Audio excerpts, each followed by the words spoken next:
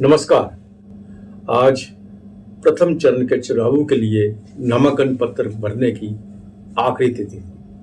सभी political parties ने आज अपने नामांकन पत्र भर दिए हैं जिन जिन सीटों पर चुनाव होने जा रहा है। लेकिन जैसा आप जानते हैं कि समय बहुत कम था, पिछले कुछ दिनों से छुट्टियां थी और जो बड़ी पार्टियां थी, रीजनल पार्टी जो नेशनल पार्टी थी, उनकी लिस्ट आने में भी देरी आ गई और लिस्ट आने के बाद बवाल भी खड़ा हुआ। एक ही पार्टी में नहीं, सभी पार्टियों में हुआ, चाहे वो नेशनल कॉन्फ्रेंस थी, चाहे वो भारतीय जनता पार्टी थी। भारतीय जनता पार्टी के बवाल के बाद उस वक्त, जैसा हमने पहले भी जिक्र किया, कि सूची को विड्रॉ कर लिया गया था। लेकिन उसके बाद फिर जो सूची निकाली पहले फेज की, उसमें कोई तब्दीली नहीं लाई गई थी। यही कहा गया था कि भारतीय जनता पार्टी इसमें दोबारा सोचेगी, लेकिन नहीं, भारतीय जनता पार्टी ने सोच समझ कर सूची निकाली है। वो भारतीय जनता पार्टी किसी के दबाव में आके, उन कार्यकर्ताओं के दबाव में नहीं आना चाहती जिन्होंने कल प्रदर्शन किया था, और आज भी बहुत सी महिलाओं ने भी भारतीय जनता पार्टी कार्यालय के बाहर प्रदर्शन किया है। भारतीय जनता पार्टी ये सबको बता देना चाहती है कि वह किसी भी तरह इनके दबाव में आने वाली नहीं। इसलिए जो लिस्ट बाद में निकाली, जो पहले फेज की लिस्ट निकाली, तो उसमें भी कोई परिवर्तन नहीं था। आज जो है वो दूसरे तीसरे जो चरण की लिस्ट है उसमें भी निकाला गया है। उसमें भी सिवाय एक माता वैष्णो देवी जो नई कॉन्स्टिट्यूंसी बनी है, उसको छोड़कर बाकी किसी में कोई परिवर्तन नहीं है। सीधी सी बात है कि इसमें, जैसा हमने डिस्कशन भी की है और कहा भी है, कि भारतीय जनता पार्टी सिर्फ एक इसको थोड़ी देर के लिए इसको डिले करना चाहती है। ये डिले टैक्टिक्स है, वो उसमें परिवर्तन कोई खास नहीं लाएगी, सिवाय एक सीट के जहां बहुत जरूरी होगा।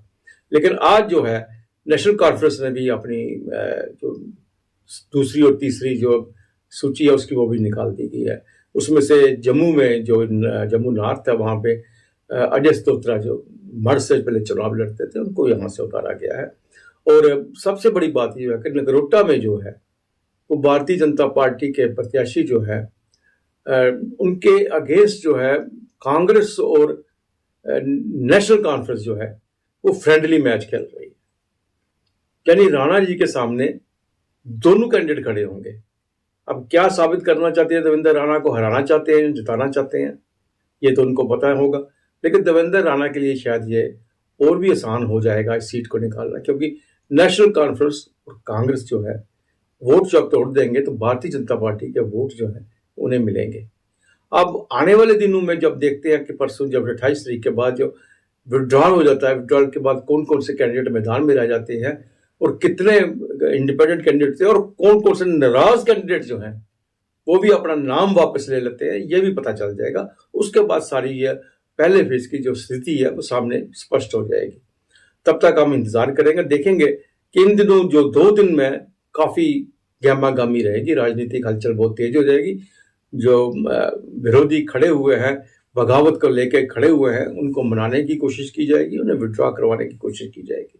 और हो भी सकता है कि वह विड्रॉ हो जाए, क्योंकि कोई भी पार्टी को छोड़ के इंडिपेंडेंट चुनाव लड़ना भी नहीं चाहता, क्योंकि सबने देख लिया है इंडिपेंडेंट चुनाव लड़ने के बाद क्या नतीजा निकलता है।